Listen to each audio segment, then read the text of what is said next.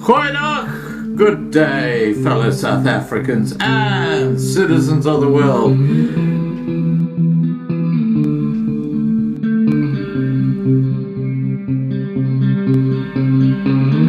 I've been looking around for salvation. I've been looking around for the truth. All around me I see frustration, and I looked all over till I found you. I sit and listen to your stories, and you're telling me, please don't worry.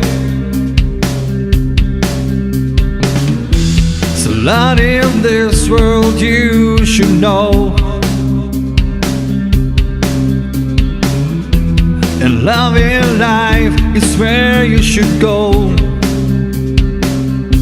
If you're looking for somewhere to go, if you're looking for someone to know, if you're looking for someone to guide you, then love in life will guide you.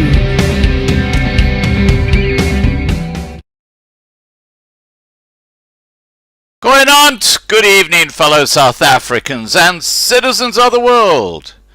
Now, we have a very, very knowledgeable and special guest here tonight, and of course his name is Dawie Roodt. He is a prominent and well-respected economist, often quoted in the South African and overseas media. Tonight we'll be talking about where South Africa's economy is going. Here we go. Let me get him on.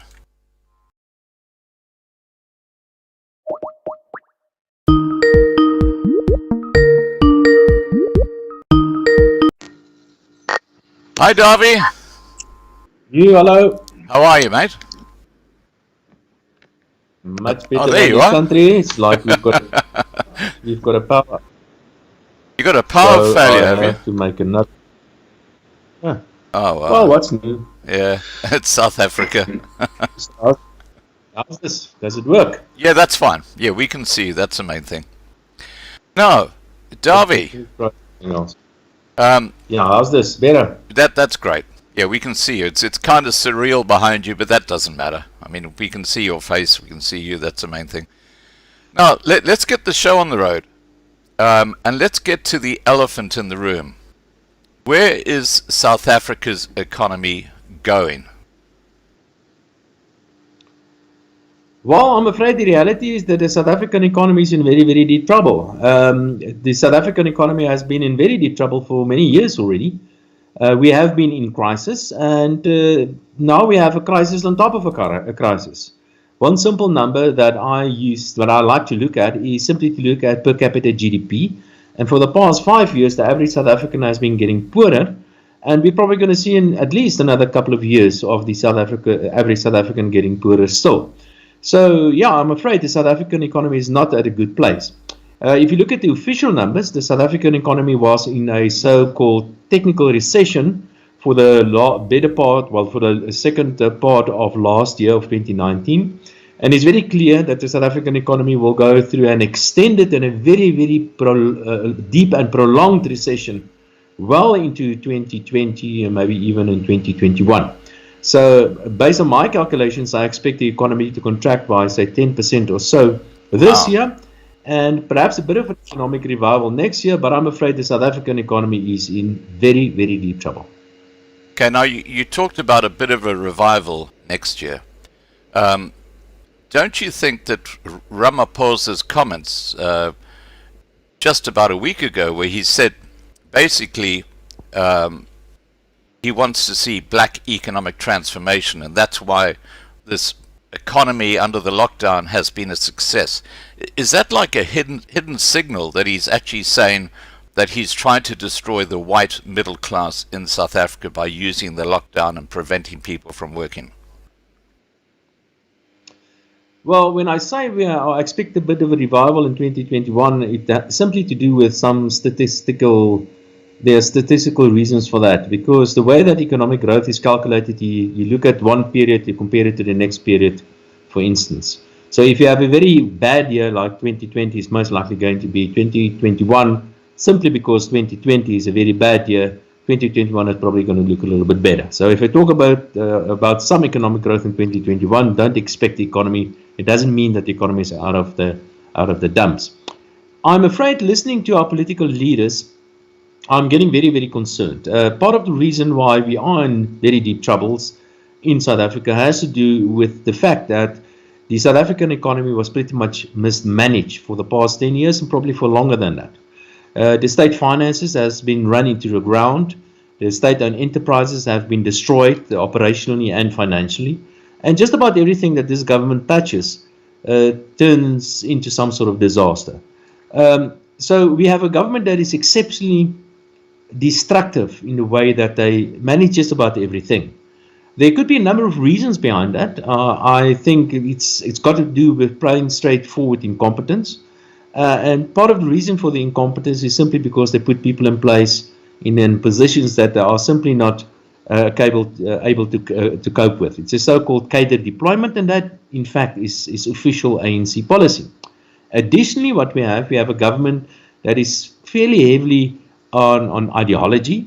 We have a government that is under the influence of the South African Communist Party, and the South African Communist Party is not the normal garden variety of communists. They are Leninists, and that's a particularly nasty branch of communism. Leninism, for example, likes to centralize everything, unlike normal Marxism, and that's exactly what we have. We have a government that believes that they should get their cadres to pull all the levers of power, and they also believe that all decisions should be centralized. Now, on top of all of that, we've got this virus crisis at the moment, and that in a way suits the ANC government very well, because it plays into their hands. It gives them the opportunity to use the virus as an excuse to extend the influence of the state even further. So I'm afraid what we're going to have in future is a bigger state that's probably going to be just as or even more incompetent, and that's going to influence the economy in all sort of negative ways even more. But I've been putting emphasis on ideology and why ideology is that so important, and many analysts will tell you that they think that is the main reason why we have a government that's doing all this damage, because of the ideological persuasion. But I've got another take on it, or an additional take on this as well, and that is that perhaps our government is not really that ideologically driven. Perhaps we have a government that is really much more simpler than that. Maybe we've just got an ANC government that is not interested in ideology. All they're interested in is power, and all they're interested is in getting access to money. And that's why the state is continuously trying to get bigger and bigger, and why it is going to be so extremely difficult to roll the state back, because that's the reason for the existence of the ANC, because they simply live off the state. And perhaps it's as simple as that. So maybe it's not even ideology. It's only a matter of a bunch of political elites that tasted power and tasted money, and that they simply want to extend that, and they will keep on doing that, even if it is to the detriment of the country. Right. Now, before I ask you the next question, I just want to address the side chat. Marlene, I'm going to do that painting tomorrow night. I really want to concentrate on our discussion here tonight on the economy. Now, please, guys, remember to post your questions in the side chat, and I will put those to Dan later. We've got about 700 people watching at the moment, Dan, so we've got a nice crowd. Now, you mentioned in the last response about power being central to the ANC. What I'm seeing is that the National Command Council, or NCC, is being run by Dlamini Zuma, who was basically Ramaphosa's that she was competing for the presidency role last year. Now the ANC are fracturing. Yeah, Scott, maybe let me just make something clear. I'm not Dan Roodt, I'm Dawie Roodt. Sorry, I There's mean quite a Dawie. difference. Apologies, yeah. Apologies. Yes, there's another one called Dan, and Yeah. I have nothing against him. But, Yeah. it's not me. Yeah, Dawie that's Roodt. okay. Yeah. Well, trying to analyze the ANC, and that's what I've been trying to do the last couple of years. I am officially an economist, but I'm getting more and more interested in politics and the power play behind politics and ideology and all that. It's quite interesting to me. And I'm also trying to figure out who is really in charge of the ANC. And I've identified 4 centers of power so far. But that keeps on changing all the time. Now, the obvious center of power is the president, and with him certainly is Pravin Gordhan. And I must tell you, I think Pravin Gordhan should be blamed for many of the ills in the South African economy. But certainly those two is one of the centers of power, if you like. Another center of power, and he's a bit of a dark horse, is the deputy president, Didi Mabuza.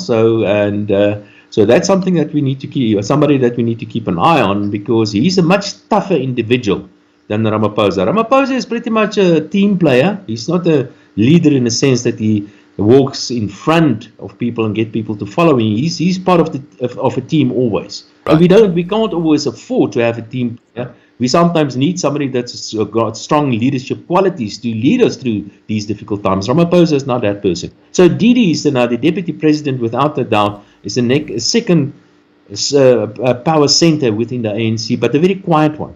Another quite loud power center is, let's call them the Ace Makashules and the ex-Zuma crowd. Now, they are actually the official opposition in South Africa. Now, they're the guys talking about to nationalize the Reserve Bank and talking about modern monetary policy and quantitative easing, all sort of silly things that they definitely do not understand. And they're very loud as well. And there are many questionable characters in that power center, but that is a very loud and obvious power center as well. And then the fourth one is the Minister of Finance, and it's Tito Mboweni, which seems to be more or less on the side of Tito Mboweni sometimes, but sometimes not. And ideologically, he's the guy making the biggest noise to the right, so to speak. If you ask me where Nkosazana Dlamini Zuma is, that's a question I can't really answer. I don't know. I think she's probably between Ramaphosa and the Ace Magashule faction, somewhere there. And I think she's playing she's playing a game at the moment. Sometimes when it suits her, she's on the side of the president, and sometimes she also makes sure that she stays in the good side of let's call it the other left wing in the ANC, of the Ace Magashule section of the ANC. So it's very difficult to specifically place her. But your comment about her being in charge of this emergency council that is apparently running the country at the moment, well, I must say there seems to be some merit in there, and that seems to be the case, at least looking at the way that certain issues have been handled recently. And I'm referring to things like, for example, the tobacco ban, and the way that she certainly is throwing her weight around. So whatever her role is, what is definitely sure is that she is a very important role player within the ANC. Right. I have to say that after Ramaphosa came out and said, when we get to level 4, you'll be able to smoke, and then a week later he said, you can't smoke, that to me was clearly a power play by Dlamini Zuma in the background. Now, Could definitely be. Ramaphosa's excuse, of course, his excuse is that it was a collective decision. That's his excuse. Yeah. Now, Dawie, you mentioned 2 key players here. You talked about David Mabuza, who is known to be associated with corruption, and he apparently had a hit team that took out political opponents many years ago. He's never ever fronted court for any of the charges or allegations, or there's plenty of evidence. Similar situation with Ace Magashule. Now there was that dairy where things went totally pear-shaped, and he clearly benefited financially. And apparently the NPA lost all that documentation last week. Did you hear about that? And then AfriForum had to give them another set. I haven't heard about that specifically, but what I can tell you is that there was much hope on the new public or the new prosecuting authority that was appointed just more than a year ago. Everybody expected things to start happening soon. Right. It hasn't happened yet. Yeah. Apparently they've arrested something like 250,000 people that were in breach of the lockdown regulations, but not a single individual has been arrested because of so-called state capture and the corruption and everything that went with that. So without a doubt, I think people are getting sick and tired of waiting for the culprits to be brought to court. I'm afraid to say that many people have lost much of their confidence in the authorities that are supposed to bring those state capturers and the corruption and the corrupted who were with that to book, and that hasn't happened yet. I'm afraid. Now, let's get back to... I'm not holding my breath. Yeah, I think you don't worry about holding your breath, that's for sure. Now, let's get back to Ace Magashule for a second. He's clearly in Dlamini Zuma's camp. And Julius Malema has made it very clear that he's a huge supporter of Dlamini Zuma. Now, let's say there was a fracturing, hypothetically, in the ANC. What would happen then? Would they join with the EFF, the Dlamini Zuma? And I mean, what do you see happening in that situation? Yeah, I think the EFF is an offshoot of the ANC. I think in a way it's still part of the ANC. Sometimes you hear rumors from Julius Malema coming from within the ANC that is more accurate than what the ANC leaders know about what's going on in their own organization. So there are very, very strong links still between Julius Malema and existing ANC members. I have a suspicion that there's a very good possibility that over time we will see the ANC, or at least part of the ANC, merge with the EFF eventually as well. In fact, Julius Malema has said that numerous occasions that he believes that he should return back to the ANC, and many ANC members has called for Julius Malema to rejoin the ANC. I think it's only a matter of time, and eventually those two organizations will be united again. Right. Okay. And if that happens, then you've got a huge block of voting in the parliament. Yeah, but you must remember also that the biggest block of voters in South Africa are people not voting. And what has been happening in recent years is, although the ANC has lost some of their support, without a doubt, with the ANC and the EFF put together, that is still by far the biggest majority in South Africa. But many people have simply lost hope in the political system, and they're simply not going back. They're simply not voting. What we've also seen in the last election is that the official opposition, the Democratic Alliance, they've lost significant support, and some other smaller parties have gained quite a lot as well. So I believe that it's quite possible that we could see the ANC lose its majority in the next election. In fact, that is what the Institute of Racial Relations predict at the moment, is that the ANC may just lose their majority in the next election. If that should happen, then the EFF will probably join the ANC sooner than what most analysts think, and that, of course, will pull economic policies in South Africa further to the left. And that's a good possibility of something like that happening. Right. Now, I was speaking to Dr. Peter Groenewald from Freedom Front Plus just a few days ago. And one of the suggestions he had was that in 2024, the ANC will lose a majority. And if the voting goes very badly for them, it gives minor parties the opportunity to form a coalition. What are your thoughts about it? Is that feasible, to have the minor parties forming a government, a coalition? That's something that I really hope for. In fact, I've spoken to many political opposition parties, the smaller parties, and I've mentioned it to them, and I think they all agree that some of these smaller parties need to form an alliance to oppose the opposition parties in Parliament. The smaller ones, mostly, are very much aware of the mismanagement of the South African economy by the current government. So I hope something like that could happen, and maybe we could see a force to the centre right of the ANC eventually becoming a real threat to the ANC. At the moment, that's not the case. But hopefully over time, the smaller parties, like for example the Democratic Alliance and some of the other smaller parties, can get together. And there are many of them. If you can get the Democratic Alliance, the Inkatha, and some of the other smaller parties, like for example Freedom Front and UDM, if you can get all those smaller parties together, we're talking about a significant voting bloc. And eventually maybe they can even form a majority in Parliament and hopefully move the country in the right direction. At the moment, that's not a real possibility, I believe, but that's something that hopefully will happen over time. I think people are, with unemployment where it is, poverty keep on going up, and the economy absolutely in a dire straits at the moment, that there's a good possibility that more and more people will abandon the ANC. Right. Now, you talked about keeping the economy going in the right direction. Clearly, it's going in the wrong direction under the Ramaphosa government. And, of course, this lockdown is not helping.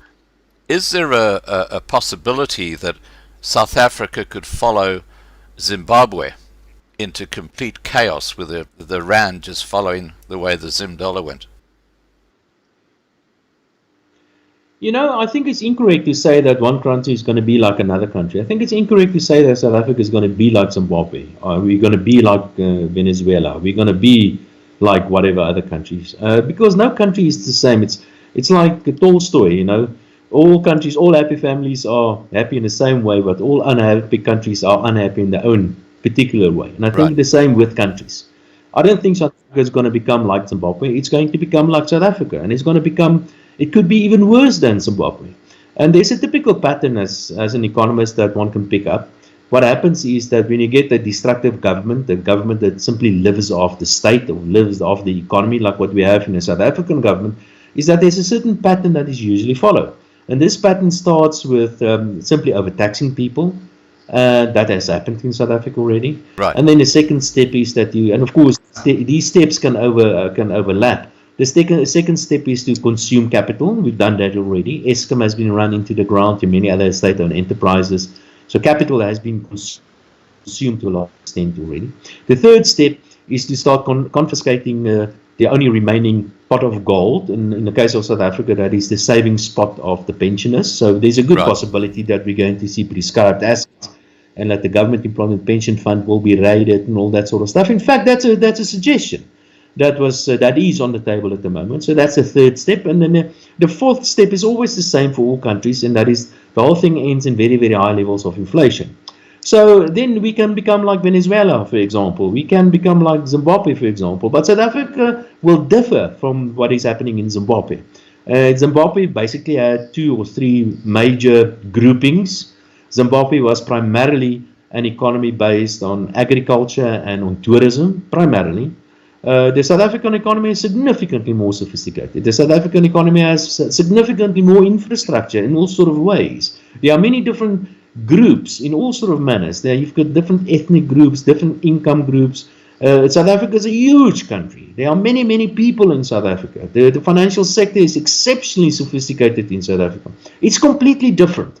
So I think it's wrong to say that South Africa will become like Zimbabwe. There are certain elements that could be similar. We are talking about the expropriation, which happened in Zimbabwe.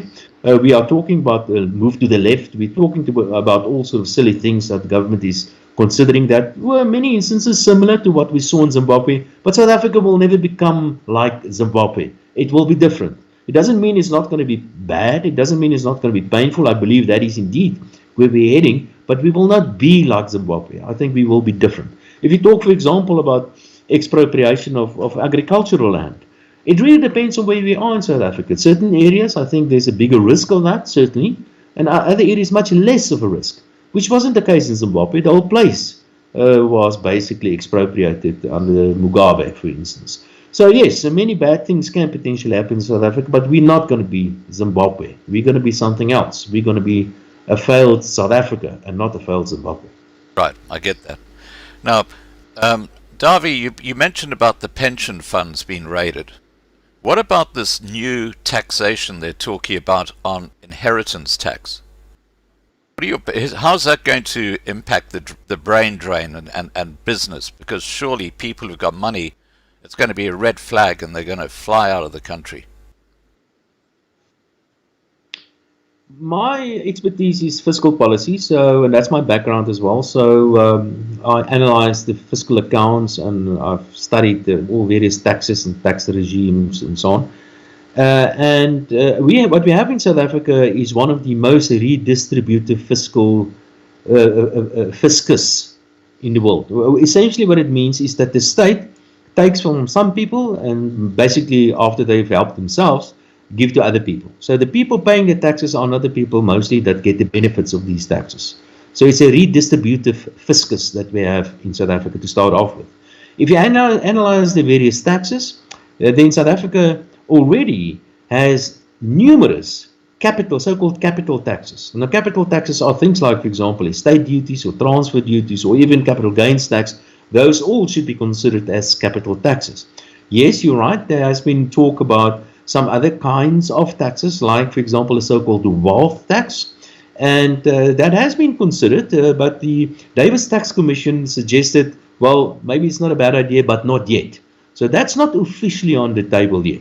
And anyway, it's a very impractical to really introduce a so-called wealth tax for various reasons. A number of countries in the world has tried that and didn't work out for most countries in the world, and they've eventually decided not to implement that. And interesting, if you talk to people worldwide, of course, the rich are not in favor of a wealth tax, but very interesting, quite often you find poorer people are also not in favor of a wealth tax, because everybody wants to build an estate. Everybody wants to leave something for your kids eventually. Now, recently, there's a new kind of tax, and that is a so-called, well, let's call it a total wealth tax. And that's a tax, essentially, if you pass away, that your whole estate will be transferred to the state, wow. And your kids will not be allowed to inherit anything.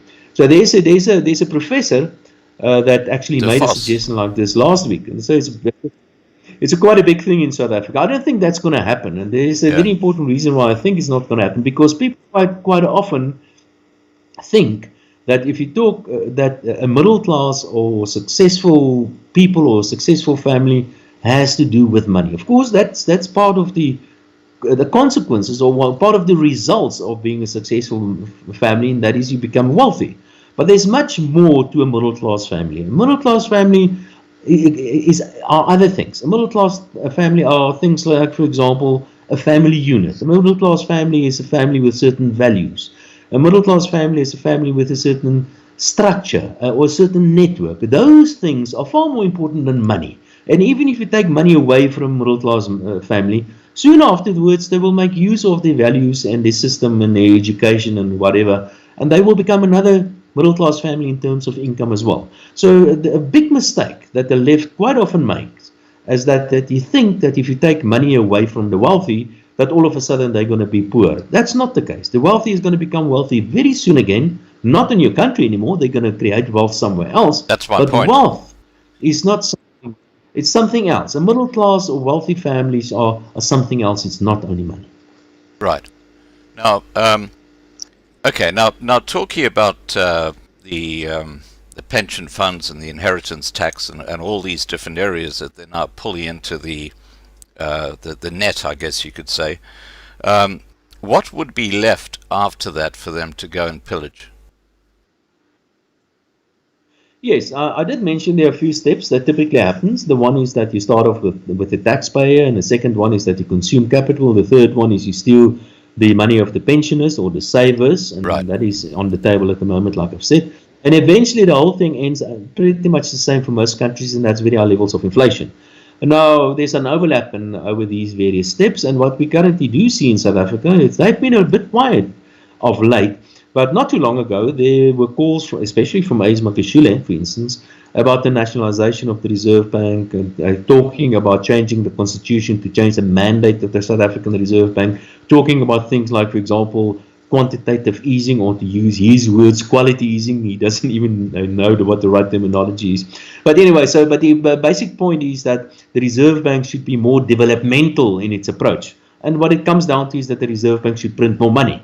And the outcome for that is always the same, and that's very high levels of inflation. And by the way, politicians quite often like inflation, because inflation erodes the value of money, but inflation also erodes the value of debt. And that's a major problem that we have in South Africa because of previous mismanagement.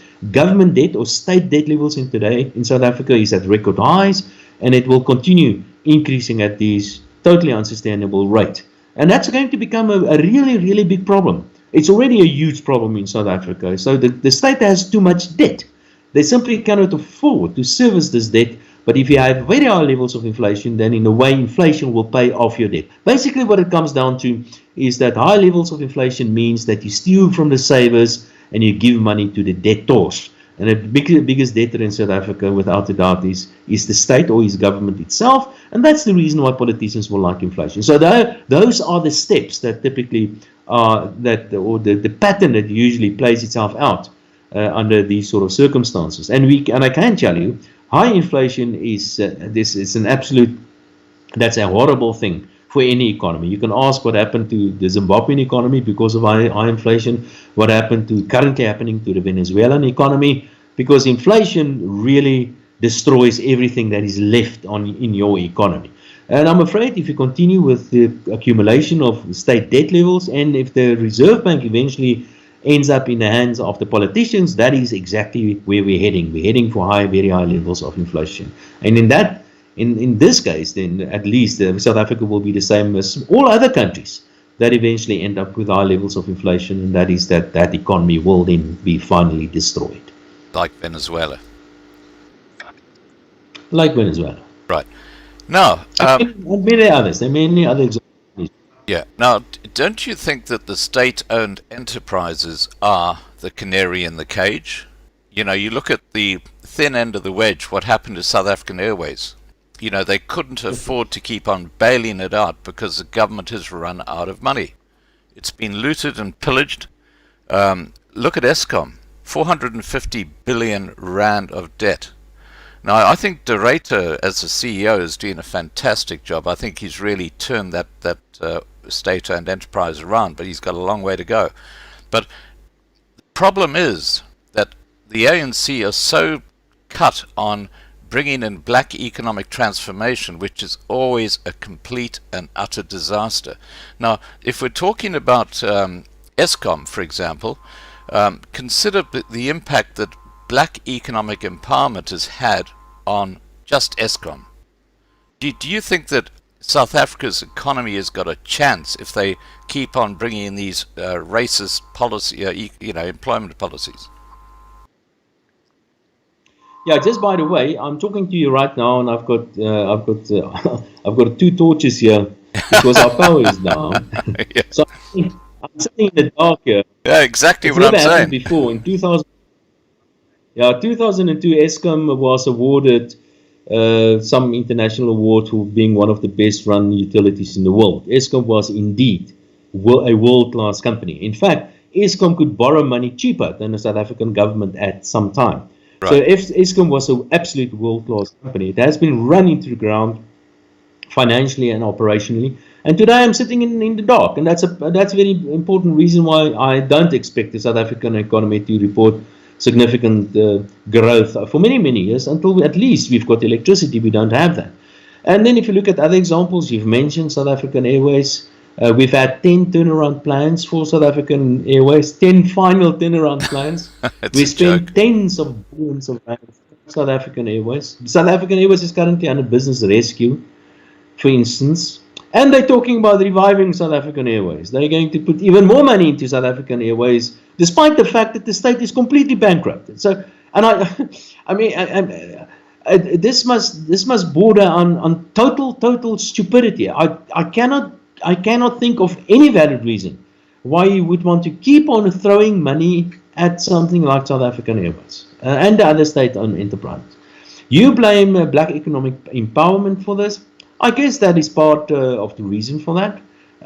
Initially, I was very much in favor of BEE for various reasons, but over time it became very clear that BEE is quite often used as an excuse for existing very wealthy black people to be included in all sort of deals and become very wealthy in the whole process. And it simply doesn't make sense to me how a black billionaire can qualify for black economic empowerment, but a poor white person cannot qualify for some sort of scheme for empowerment. So today I'm totally opposed to any form of racial categorization or racial discrimination or preference to any race. And I believe that the only real long-term way to empower anybody is through education. And if you look at the quality of South Africa's education, it's absolutely horrible. South Africa, despite the fact that we spend more on education in most countries in the world, quite often we score the lowest in terms of education in the world. So,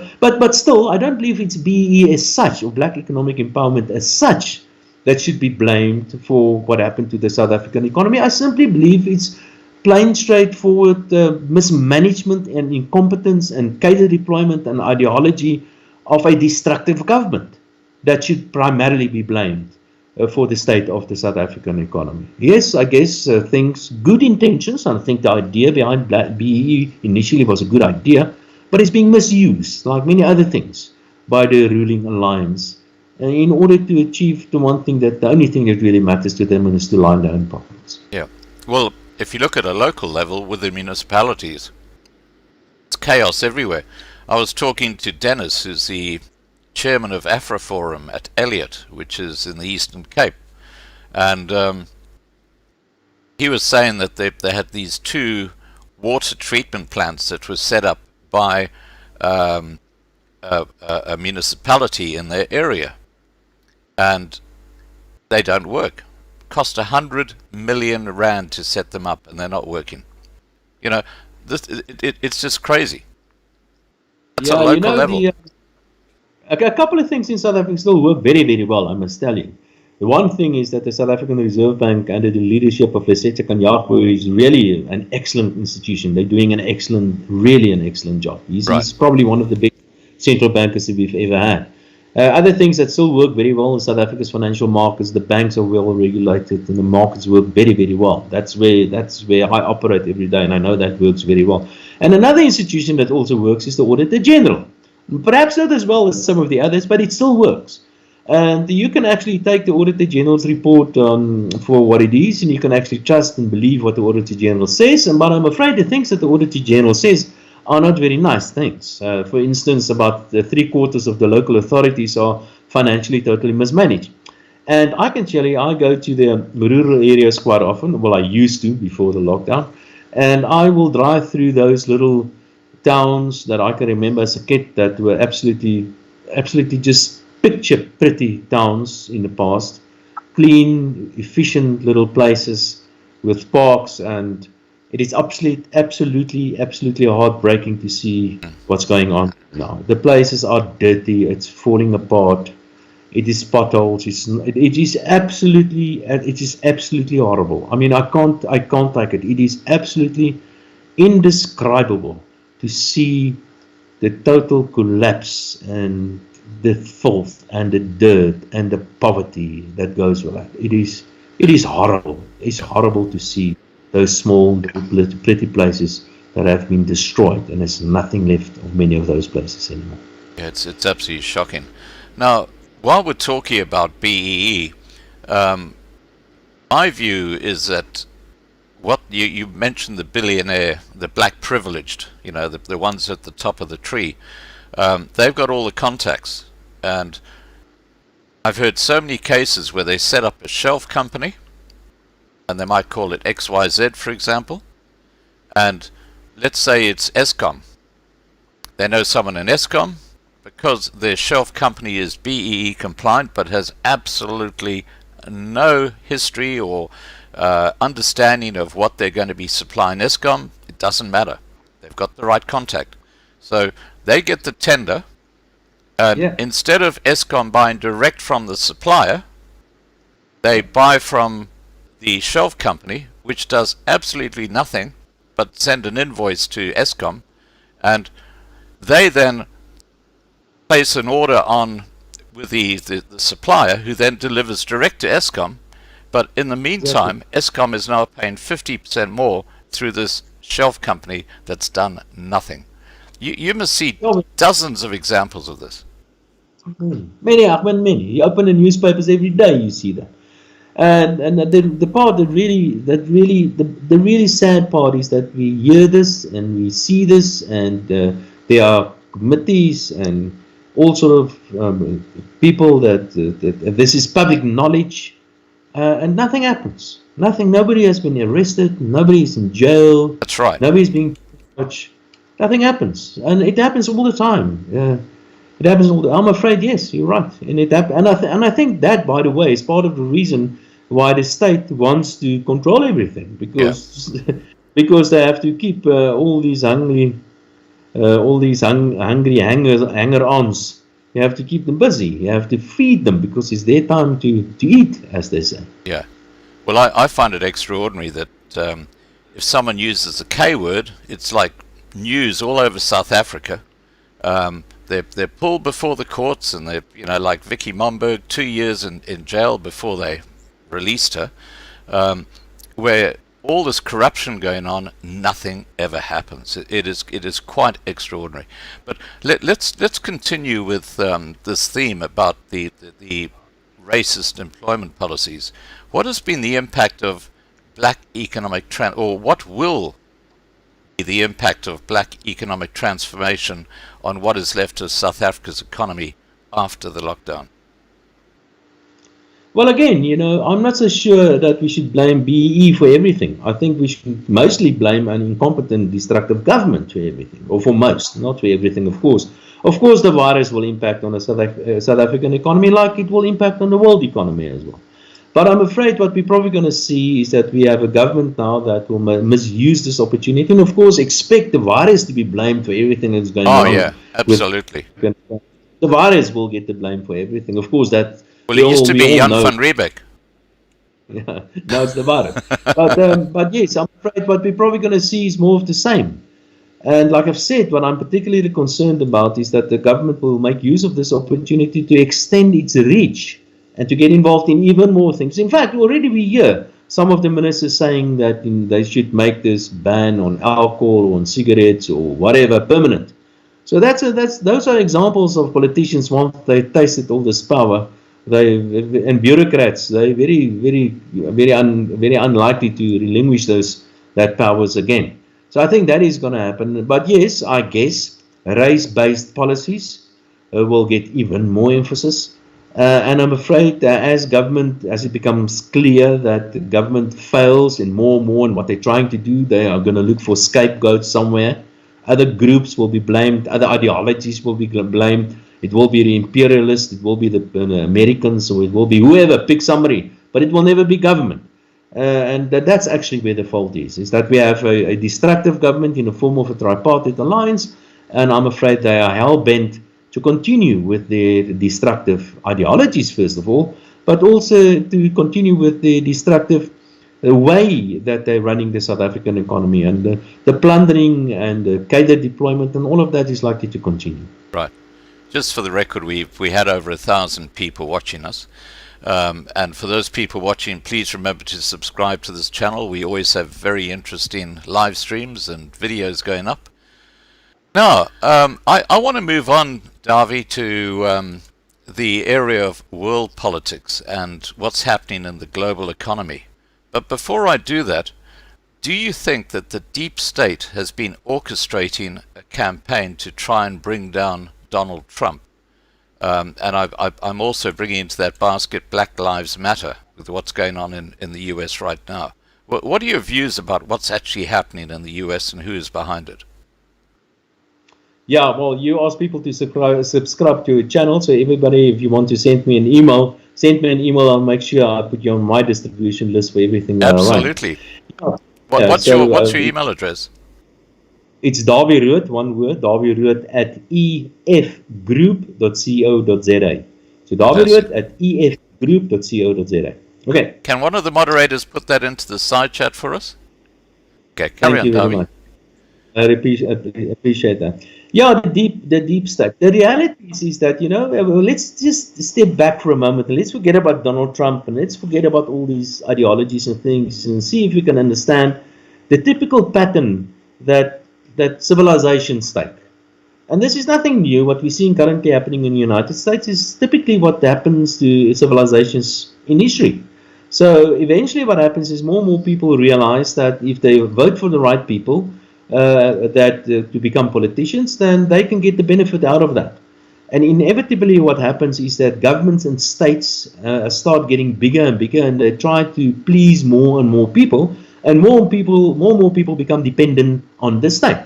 And that's the sort of thing that people like, for example, Ronald Reagan and Margaret Thatcher wanted to turn around. And it's very, very few politicians that can actually turn that trend around. And all over the world you can see this. You can see that governments are getting bigger and bigger. They're getting the influence more and more, trying to influence our personal lives more and more. And not only are governments are getting bigger and bigger and spending more and more money, they also increase taxes in the whole process, and they also increase the total debt burden that they are accumulating. And if you look at in most countries in the world, the debt levels of governments today are the highest it has been since the Second World War. And in some instances, it's even higher than that. We have governments worldwide with debt that is really reaching totally unsustainable levels. And I can give you some of these numbers. The Japanese are at 250% of GDP. The Americans in excess of 100% of GDP. Most European countries well in excess of 100%, 200% or even more. So debt levels internationally has become enormous, government debt levels. And the reason for that is because governments keep on getting bigger and bigger. And eventually the thing always ends the same. Eventually the state cannot carry this massive burden anymore, and the economy will collapse. You call it the deep state, and in a way it is the deep state in the sense that more and more people are dependent on the state, and people do not want to relinquish this amazing, wonderful life where you simply have to sit at home and wait for some sort of paycheck from the state in one form or the other. And I think that in a way is what we're seeing in the United States. Of course, there are many social ills, there are many things that I think should be corrected in many countries in the world, and there certainly is a degree of police brutality, but there certainly is also a degree of plain straightforward criminality, of people looting things and all of that. But I think the basic problem is that more and more people are getting more dependent on the state, and they simply do not want to relinquish that wonderful life that they have. And eventually governments will collapse and states will collapse. And I think that is where the Western world is heading to. The Western world, with all its flaws and its history, good and bad with that, was without a doubt the biggest economic driving force in the world for centuries, in fact. Before that, it used to be other countries like the Indians and the Chinese and so on. And I think what is clear is that some other political blocks is likely to take over from the West. Like, for example, the Chinese and maybe even the Indians. Those are good possible future empires of the world. But for now, the Western world, without a doubt, I believe, is in very, very deep trouble. They're in very deep trouble because they've become socialist, they've become interventionist. The state has become a nanny state. The state wants to prescribe to individuals what to do, just about at all levels. You can't start a business in many countries in the world without jumping through a number of hoops, without filling in forms, without pleasing a bureaucrat somewhere. So the state is not doing what it's supposed to be doing anymore. The state is supposed to create an environment to make it easier for people to do business. It's supposed to be supportive of people. It is supposed to be minimalistic. It's supposed to do as little as possible. But that's not what states are today. States are today big, massive socialist organizations that are nanny states that wants to do just about everything for us. And in the process, what happens? People are stopped working. It's just the productivity is in decline. Production is decline. And eventually the whole thing will collapse under its own weight. And I think we are seeing signs of that. Yes, we've got a history, good and bad. I'm talking about the West. I believe there are certain statues that maybe should be removed. But the reality is there's a history. It's a history that is, and it's a history that in many instances the West should be proud of. And I'm afraid that's what the West has lost. It's lost its purpose, it's lost its pride, and it's lost its sense of individual, the value of that individual hard work is prized. I think the West has lost that to a large extent, and I guess that is part of the answer to your question about the so-called the deep state and what is happening currently in the United States. I feel very sad about what's happening in the US and what's happening in Europe and many other countries in the world. And I do believe that we are on a crossroads in history, and I believe what we currently are witnessing is and it's not going to happen overnight, but what we are witnessing is the end of the West, or at least the dominance of the West, and something else is going to take over that vacuum. And it's not going to be without pain. I think it's going to lead. And it's not going to happen overnight. Also, we're going to go through a period of turbulence and a period of uncertainty, maybe a period of wars, and all sort of social and political insecurities and instabilities. But I believe that we are seeing the end of the West, and it will be replaced by something else. That something else will be interesting, of course. Will it be the Chinese? And I'm not necessarily sure about that, but without a doubt, I'm pretty sure that we are witnessing the end of the West, at least the West as we knew it. Right. Now, I was actually just about to say, will the new power be China? But there's another question. There's so many questions I want to ask you related to what you've just been saying, but the one when it comes to the actual collapse of the West, central to this was what Nixon did in 1972 when he took the dollar off the gold, gold-backed dollar. And that, of course, just changed everything. Can you explain to people watching right now, what is fiat money? Just in a sum up. Yeah, I believe there are a number of discoveries in history that really stood out. And I believe all decisions and all discoveries and everything always has to do with economics. But there are a few discoveries that really stand out. One is that the invention of private property rights. I believe that was the beginning of this thing that we call the economy, because that led to something else, and that is trade. And that was another major breakthrough, to start trading with one another. And by the way, I believe trade is only a real free lunch. It's a free lunch in the sense that the two individuals will exchange two things between them, and they will only enter into some sort of exchange if both parties gain from this. And so both parties gain from trade. And that means that after that trade, both parties are better off. And that is, in a way, a free lunch. So trade is immensely important. And then the third very important discovery in the history of mankind is the discovery or the invention of money. And of course, I think you can add alcohol to that as well. But money was a major economic breakthrough. And money is such an important economic breakthrough because it allows for trade to take place easier. And money evolved over time. It started off at being cattle or gold or shells or whatever the case may be. And eventually it evolved into paper money, and gold was still backing paper money. So when governments issued paper money, for example, notes, they usually had some gold in a vault somewhere covering this paper money. But eventually, and you're absolutely right, in 1972, Richard Nixon stepped off the so-called gold standard, and from then on, the world was functioning mostly on what is called fiat money. Right. Now, fiat, the word fiat is, if I'm not mistaken, a Latin word, and it means let there be. Like the words or let fiat it be. Lux. Yeah, so fiat lux means let there be life, for instance, and that's where the word comes from. So let it be money, that's what it means, and literally money today can be created out of nothing.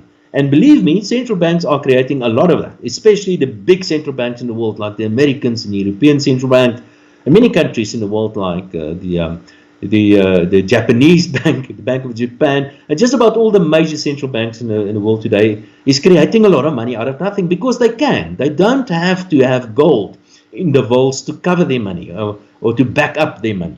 Now, in the history of money, all monies that are under control of politicians or bureaucrats, all money in the history of mankind have always been destroyed by politicians without exception, or is in the process of being destroyed.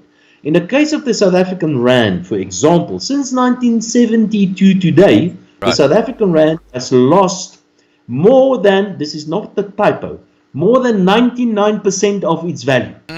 Now, I can't no, I can't remember what it is for the US dollar, but it's in the region of about 40 or 50%. It's not that far behind. So the dollar also has lost a tremendous amount of its value Right. because today money can be made out of nothing. Now, and that is essentially what fiat money is. So normal money, and then there's a new phenomenon, and maybe that's something that we can talk about. We can talk about as well, and I'm quite excited about that. And this private money, and many people will know that as Bitcoin or crypto money or whatever the case Right. might be. I prefer to call it private money. But the point I want to make is that the moment that you do not have the discipline of having or needing something to back up your currency, like a gold standard, for example, you misuse that opportunity, and you try to create wealth by printing money, and that's where the world is at the moment. Now, at the moment, global inflation is very low. It's probably going to fall even further because demand is going to disappear globally. But I am pretty sure with this a massive debt overhang from governments globally, with this amazing injection of liquidity into the world financial markets by the world central banks, that eventually it will kickstart this process of inflation. And I've got a suspicion that in 2 or 3 years' time, inflation it will gradually become a significant problem. And maybe before we know it, we will be back in the 1970s and early 1980s when global inflation, was a major problem. And maybe we're going to enter into a new era of very high inflation again. But essentially, fiat money is money that is created out of nothing. Right. Now, for the younger people, I'm an old fart. And I went to Cornwallis in Pietermaritzburg in the early 1960s. And someone just said, here's something about so many rands in 1962 was worth, it's worth so much today. I remember we had a little tuck shop, and I used to get a tikkie, a threepenny piece, every week. And I could fill a big bag full of sweets with that threepenny piece. You know, you had the farthing, you had the halfpenny, you had the penny, and you could literally fill that bag now with a threepenny, or let's say a 5-cent South African piece today. You couldn't even buy one single sweet. Yeah, well, that's exactly what inflation is. Somebody told me the other day, inflation actually makes him very, very strong, because 10 years ago he couldn't carry 10 rands worth of groceries. Today he can carry it in one hand. Yeah. So yes, that's exactly what inflation is. Inflation, and remember, inflation is not an event. Inflation is a process. It's a process. Inflation is actually the financial equivalent of a civil war, where nobody wants to take the pain and everybody wants to pass on the spiral of price increases to somebody else, and eventually it comes back to you, and you pass it on to somebody else again. And that's what inflation is. And the very bad thing about inflation, it distorts prices. Remember, it's crucially important for us to trade, like I've said earlier. So trade is very, very important, but before you can trade, you must understand what the value of something is. And in order to understand what the value of something is, we typically look at prices. So prices tells us what is the value of labor, what's the value of a new car, whatever the case might be. But the moment you look at the price, and that price doesn't give you an exact reflection of the value, because the price is influenced or affected by inflation, then you cannot trade efficiently. And that's the reason why inflation is bad. It distorts prices. And this whole allocation process of reallocating resources in the economy gets distorted. And inevitably, it's inevitable. Inflation, there are many other downsides to inflation as well. But the major thing to inflation is it distorts the allocation of resources, and the inevitable result because of that is that the economy starts growing suboptimally. And there are many other downsides to it as well. But inflation distorts prices. And prices are of the utmost importance in any free and properly working economy. Right. Now, a few minutes ago, we were talking about how the world economy is looking like imploding. And there's something that I have never been able to get my head around. About 2 or 3 years ago, Italy and Greece were in financial crisis. Okay, they'd run out of money. They were borrowing, and apparently, I think it was Greece had entered into an illegal loan with Morgan Stanley Bank, and there was some sort of you'd know more about this than I do, but the question I have for you is, what happened to that financial crisis? Because they're still going the same way, but no one talks about it. So how is that economy still going? No, they've been bailed out. They've been bailed out by the Germans, and they've been bailed out primarily by the Germans. Remember, the European Union is an interesting economic and political experiment. Right. What they do in the European Union is that you have different political entities with their own fiscal accounts entering into an agreement where you have only one monetary authority, and that is the euro itself. Now, remember, if you a currency is typically linked to the prospects or to the economic growth, or it's typically linked to a specific country. So in the case of South Africa, the South African rand is pretty much linked to the way that we manage things in South Africa. Not only the South African Reserve Bank, but also what happens to things like, for example, economic growth and the fiscal accounts and so on and so on. So you have this weird situation in Europe where you have different political entities and different fiscal entities, but one monetary authority. And the monetary authority, European central banks, what they've been doing, and they've been doing what most other major central banks in the world have been doing, is that they've been following a process called quantitative easing. And quantitative easing means where central banks go out, make money out of nothing, and use this money to buy stuff. Now, typically what they would do in the case of the United States, they will buy government debt instruments like government bonds, and they call it TVs in the United States. But in the case of the United States, we've got one political entity called the United States. But in Europe, we have various political entities. So the European Central Bank, which is a major central bank, essentially, it is the old Bundesbank, will go out, create money out of nothing, and also buy some debt instruments of these highly indebted countries, like, for example, the Greeks and Italians and so on, and in the process, force interest rates artificially lower for those countries, making it easier for them to balance their own fiscal accounts. And in a way, the Germans, because they are quite conservative in the manner that they manage their fiscal accounts, and that's the reason why interest rates are low, in a way, the benefits that the Germans have created by their conservative approach to fiscal policies, those benefits are transferred to the Greeks and the Italians as well, and they get very low interest rates, which wouldn't have been the case if they had their own central banks. They would have had much higher interest rates and much higher inflation to reflect the actual underlying strength or lack thereof of their actual economies. And in the whole process, they got this assistance because of the fact that they all share one monetary authority, namely the European Central Bank. That cannot go on forever. What there are many calls in Europe is that let's all pool our fiscal accounts, our fiscal debt.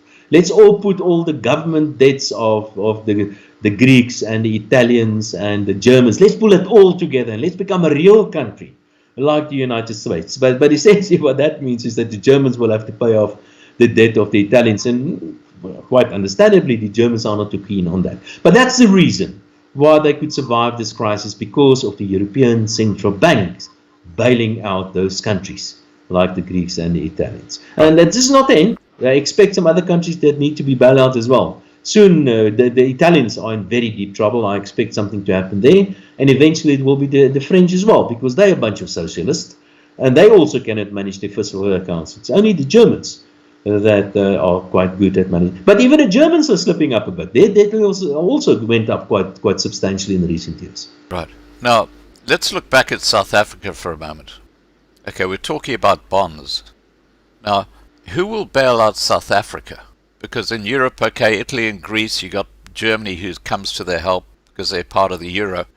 But South Africa's kind of stuck at the end of Africa. You know, it has no geographic association with the United States and all these other countries. Coming out of the lockdown, South Africa has already had to turn to the IMF to get money to... No. So what was this money that it got from the World Bank or the IMF? No, there's something that people I see, everybody's beating this drum about getting money from the IMF and so on, and I think that people misunderstand it. Remember, if you go to the IMF, for instance, or you go to some of these other institutions like Land the of World Bank last and so on, resort.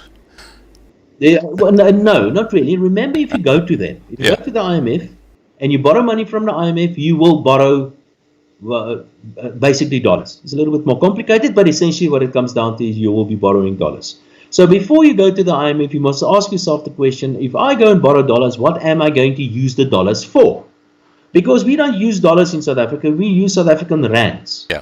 You can't borrow dollars to pay the salaries of civil servants because it's illegal. You have to pay them in rands, not in dollars. Our currency in South Africa is South African rand. So the first question that you need to ask, why would you want to borrow dollars? And there could be reasons. One reason is that maybe there's a dollar loan that needs to be redeemed and you don't have dollars to pay that off, so you borrow dollars from the IMF to pay off another dollar loan. That's one example. Another example is that you've got a drought and you have to import food and you don't have dollars to import food. Now you go and borrow money from the World Bank to import food. And we've done that in the past in South Africa. But the current reality in South Africa is that the total outstanding debt of the state is actually quite, in dollar denominated or foreign denominated debt of the state is actually quite low, firstly. And secondly, the total dollar reserves at the South African Reserve Bank, and I did mention the Reserve Bank is well managed, Right. is in excess of $50 billion. So we don't need dollars. We don't need dollars. That's not our biggest problem. The problem in South Africa, we need rands. We need to get more rands from our taxpayers or from somewhere. And we can't get that from the IMF. So in a way, this is something that the ANC did not too badly. Let's give the devil its dues. They did not, the last couple of years, borrow too much in dollars to import even more blue light cars and stuff like that. So the total outstanding debt of South Africa, the state debt at least, is actually in dollar denominated, is actually quite low. So no, we don't need an IMF loan. We may need some money from the IMF to import some medical supplies or whatever. But a substantial loan from the IMF is certainly not necessary for South Africa. To come back to your question, so who's going to bail out South Africa? Nobody can. There's only one people that can bail out South Africa, and that's South Africans. And the taxpayer has been overtaxed already. So the next group that certainly will be targeted will be the savers, and that's the pensioners. So, but the only people that can bail out South Africa are the South Africans. Right. Now, in March this year, Moody's moved the rand to junk, which meant there was a huge outflow of support for the rand because financial institutions legally could no longer invest in the rand. That happened just before South Africa went into lockdown. Now, coming out the other end, Ramaphosa is going to have to be a magician because he's going to have to somehow raise billions and billions and billions of rands to try and kickstart what's left of the economy. Where's he going to get that from? You can't get it. The only place you can get it from, and that's exactly what they're aiming at, is to get it from the savers. They're not going to get the money from somewhere else. But maybe just a correction. Moody's did not downgrade the South African rand. Moody's last one was a downgrade of South African foreign denominated government debt. So basically government debt has been downgraded to so-called junk, and the reason for that is because of the very high levels of state debt. I've mentioned that earlier, and the fact that it keeps on going up, and some other things like, for example, weak economic growth. So if you have debt that is denominated as so-called junk, then foreigners do not want to lend you money anymore, and they start selling your debt, your government bonds typically, and they will take their dollars out of South Africa and run. And that's what's been happening. But the market reaction was quite muted. The financial markets pretty much expected this, and the reaction on the market wasn't really that much. The market reaction was primarily because of other developments, like, for example, the virus and the lockdown and things like that. The downgrade was pretty much expected, but it is government debt that was downgraded to a junk and not the rand. But you're right, we ran out of options now. The only way where we can get money, there are three sources. The one is we can try to tax taxpayers more. That's not going to give you much more. The second one is we're going to try that. We're going to try to borrow even more rands from pension funds and insurers and banks and so on. They will do that without a doubt, or we can try to confiscate the money from the savers, like the pensioners, and I'm afraid that seems to be part of the plan as well. Right. Okay. Sorry, I had to go to the little boy's room. Here's a confession for you. Now, moving on from fiat money, do you think we're moving towards a cashless society? Well, yes, we're pretty much there already. I don't have the exact percentages, but money, what is money? We have to talk about the definition of what, if you talk about money, what is money? And the official definition for money is that anything that is generally accepted as money is money. And like I've said earlier, there are many different forms of money previously, and usually money was in some sort of physical form. Gradually over time, money morphed into some sort of derivative of something physical, like a note is typically derived from gold somewhere. And today, most money is in the form of a digital form. Like, for example, an electronic transfer from one bank account to the other one doesn't mean that the bank manager runs with a case full of notes from the one bank manager or one bank branch to the other one. It's simply done electronically. So the bulk of money today consists of electronic money. And probably more than 90% of the total pool of money out there is probably in some sort of electronic form. So already in a way, we're living in an electronic or a digital world in terms of money at least. I also believe that with new technology like the blockchain and so on, that new kinds of money is already appeared. Kinds of money like, for example, Bitcoin. And please, I'm not suggesting anybody buy Bitcoin. I'm just using this as an example. So new kinds of private money like Bitcoin and many others. There are many other ones. And those kinds of private monies are based on very interesting and amazing technology, like, for example, the blockchain, for instance. And I think there's a very good possibility that in the future we can see this kind of private money competing with government money or central bank money as well. So, and I did mention that government money always disappear over time because of mismanagement. But if you introduce an element of competition, it's quite possible that in future we can see more private monies taking over the role as money. And there are many other benefits to that as well. Remember, many of these private monies are encrypted, making it very difficult to actually determine the flow of where money went to. And that also means that in future it's going to be much more difficult to tax people. And that's another reason why I'm very excited about. Okay. So if that is your question, yes, I believe that we're moving in. I think banking is ripe for a revolution. I think payment systems is ripe for a dramatic change. And I believe that the banks will become far less powerful in future than what they are today. Banks are very powerful institutions, but in future banks are basically financial intermediaries. And in future it may be possible for you and I to do financial transactions without a financial intermediary like a bank. I can simply send you a message, and this message will contain a couple of bitcoins or whatever the case might be, because that essentially is what the blockchain allows you to do. Right. Now, just one final question talking about the banks and the banking system. Wall Street obviously has a huge control over the world's money supply. You know, that whole banking system seems to be centered around Wall Street, and probably the Bank of England in London, the City of London as well.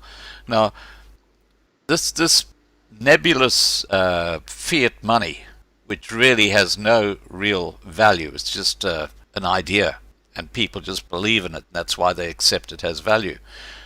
Who actually runs it? Is it the Rothschild families? Is it the Rockefellers? Who actually runs the banking systems? Yeah, you're looking for a conspiracy or something. I am. No, I don't believe so, really. I think that central bankers in the world, Jerome Powell, he's the boss of the Fed, for instance, and many of the other central banks in the world, the Bank of England, the European central banks, and so on. They're all privately owned. The South African central bank is also privately owned, but I know not all privately owned, by the way. The Russian and Chinese aren't.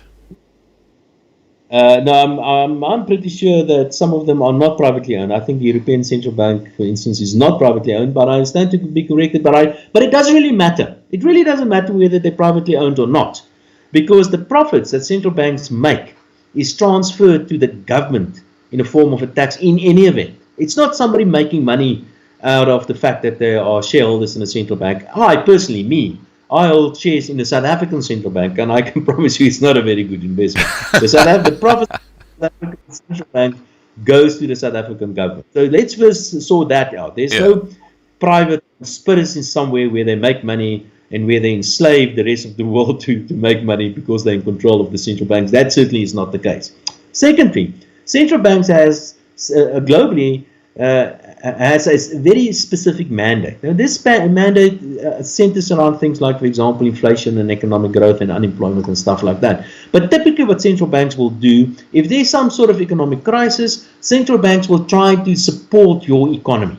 Now, central banks don't work in the factories. So central banks are not going to send out workers to go and work in the factories to get your economy going. Central banks work in a specific part of the economy, and that part is called the financial sector. So they try to make use of the influence of what they can do in the financial sector to support the financial sector. Hopefully, the financial sector will eventually support the rest of the economy as well. Now, one way of doing that is to lower interest rates. And if you lower interest rates, you make money cheaper. And hopefully people will come and borrow more money and spend more money and buy more flat screen TVs and motor cars. And by doing that, they will stimulate the factories in the world, as an example.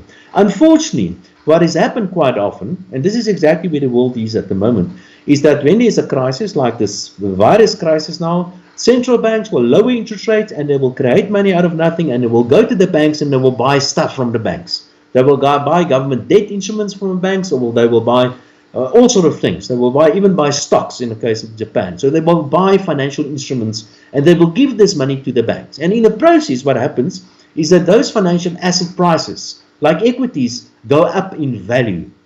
But because of the nature of this crisis, that does not necessarily spill over into the rest of the economy. So what happens quite often, if central banks stimulate the economy the way that they have been the last couple of years and currently doing as well, the people that benefit from that are people involved in the financial sector, and they quite often are wealthy people that are invested in bonds and stocks and are in control of the banks and other financial institutions as well. And quite often the normal man in the street, like for example the factory workers and so on, they still lose their job and they still don't get the benefit from that, because people don't necessarily borrow money to go and buy a new flat screen TV, because we don't want to borrow money because we owe too much money already. Right. That's basically how central banks work. I don't believe there's some sort of conspiracy. I don't believe central banks do the right thing always. I think what central banks need to do is that they actually have to let banks go under as well. And I don't think central banks should keep on propping up the financial markets, because I think financial markets must fail also sometimes. Unfortunately, that's not what central banks do. Central banks do not want the banks to fold. They do not want the financial assets to go under. They want to do something to support the economies, and quite often they keep companies that should have gone under, or banks that should have gone under, they keep them alive artificially, and that's why we get quite often what we call zombie companies, because companies that are kept alive artificially, companies that should have gone down anyway because of mismanagement. And maybe just a last comment, and that is, one of the most amazing and wonderful things that can happen in a free economy. Now, just bear with me for a moment. One of the most amazing things that can happen in a free economy is for companies to go bankrupt. It's a good thing. It's a good thing for people losing their jobs.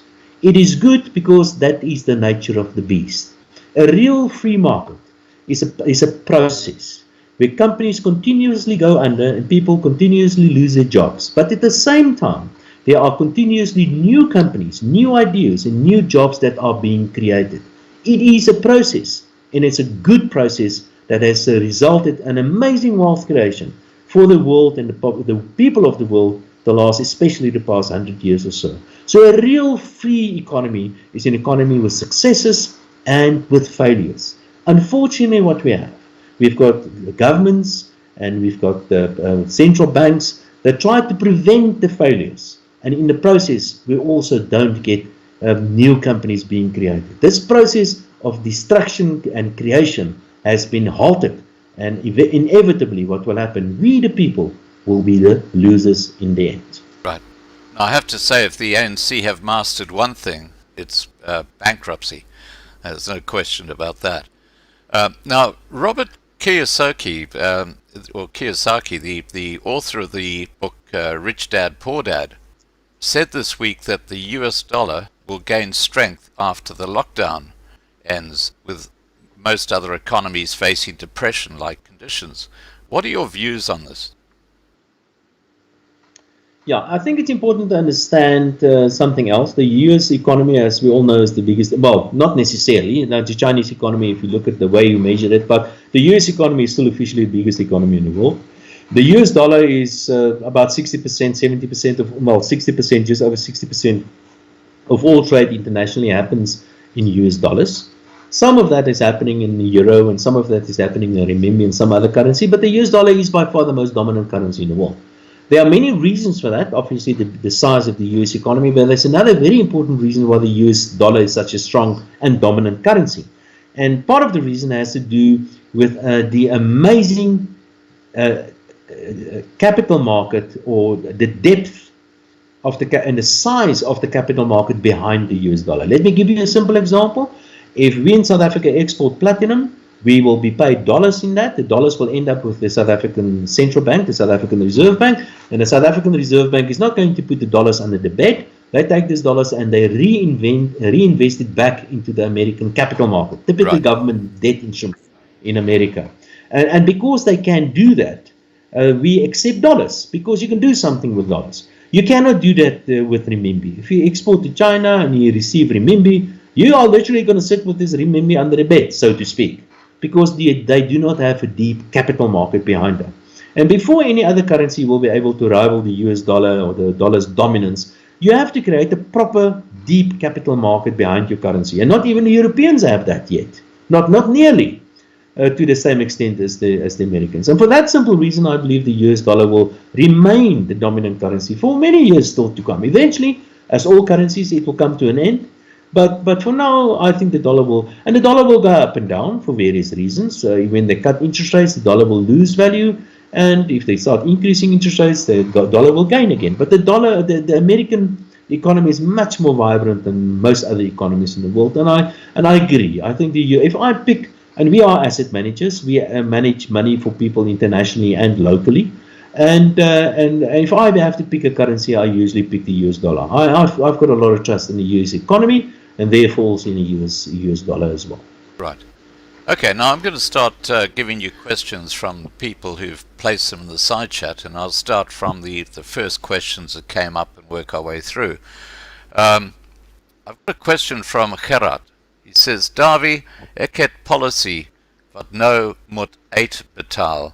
Waar gaan ek met my geld heen? And just for those who don't speak Afrikaans, what you're saying is I've got a insurance policy or some kind of policy which is going to be paid out. What should he do with his money? Okay, the question is, what should you do with your money? Important. What I advise my clients is to make sure a substantial portion of your money is invested abroad. But it really depends on individual to individual. So my advice to you is, Gerard, send me an email and send me some more information on that. I can have a look at that. But I will probably advise you, depending on the rest of your portfolio, but I'll probably advise you to invest a portion of your assets abroad.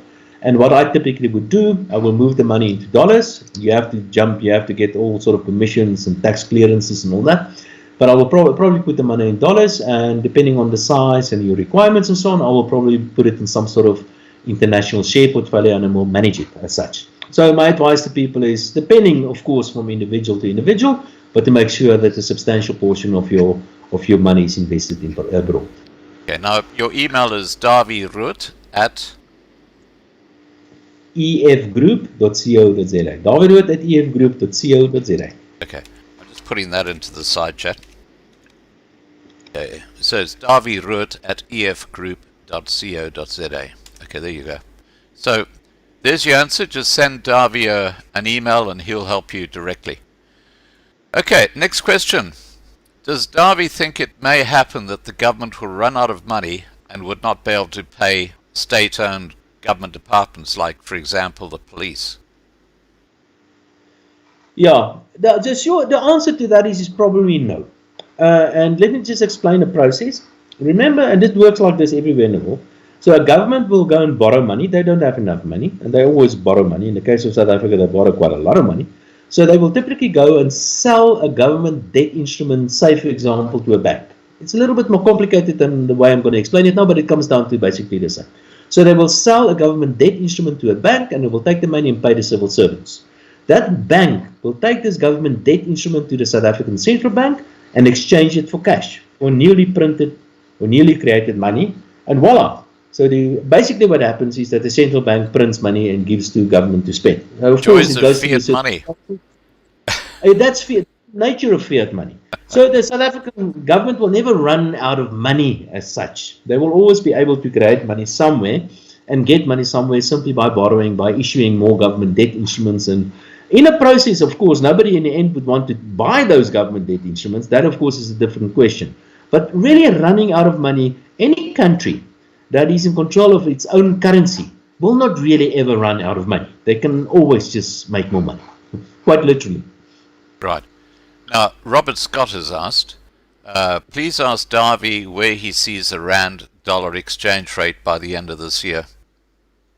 Yeah, nice one. I do a lot of work on the currency, trying to determine what the correct value of the currency is. And I've got quite a complicated model that I've created, me and my team. And currently the currency, I saw today, the rand was trading at 17 something to the US dollar. The correct level for the currency, based on my model, and I can explain how it works if you want me to, but the correct currency, the level of the currency probably now should be around about 13.5 to the US dollar. I don't believe it's going to go to 13.5. I think the rand can appreciate. It's quite possible it can go down to 16 to the US, or even better than 16. I don't think so, but it's quite possible in the shorter term. But in the medium longer term, there's only one direction for the currency, and that's for the weaker currency. So in the short term, you're going to get it wrong. Perhaps if you want to play the currency and you try to pick the tops and the bottoms, you're not going to get that right. But in the medium longer term, there's only one way for the currency, and that's for the weaker currency. The end of the year, if you really press a gun against my head and ask me where the currency is going to be the end of the year, I don't know, but I would guess 18.5 or so. That probably is a good guess to the US dollar. Right. Okay, now JPDPZA, I don't know how to say that, but that's his username. He says, what is Dawie's opinion of a system like PayApp from USAF? Have you heard of PayApp? No, maybe you can explain it a little bit better to me. Yeah, I suspect it's a payment system. I think it's a payment system. Yes, I believe it's based on gold.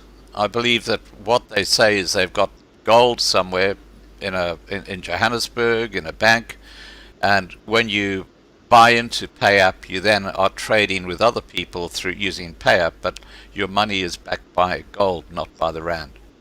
Yeah, there are many examples of that. Usually what happens is that with this new crypto, so-called crypto, I prefer to call it private monies, but there's so-called crypto monies nowadays. Many of them, like Bitcoin, for example, is not backed by anything. It's basically a fiat currency in a way. But some of them are backed by something like gold, for example. They are usually referred to as stable coins. And there are a couple of them out there. So theoretically, that's not a bad idea. Of course, there are many potential loopholes there. You have to make sure that the gold is actually there and the people actually can be trusted. So you have to ask yourself, why should I trust them more than I trust my own central bank, for example? But theoretically, it's not a bad idea to create your own money and have it backed by something like, for example, gold, for example. So that is nothing but a so-called stable coin, and that is nothing but the gold standard, but only a private gold standard. Okay, now just while we're talking about physical gold and physical silver, what are your thoughts about investing in that in these troubled times? The question is what my thoughts are about gold and silver price. No, investing in gold and silver. Oh, and well, basically the question is what I think is going to happen to the gold and silver prices.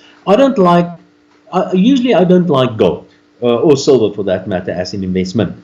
And the obvious reason for that is that gold don't give you any return. In fact, gold only costs you money. You have to pay a guard to look after your gold, or you have to pay a bank if you want to store your gold in the bank for the safe deposit box or whatever.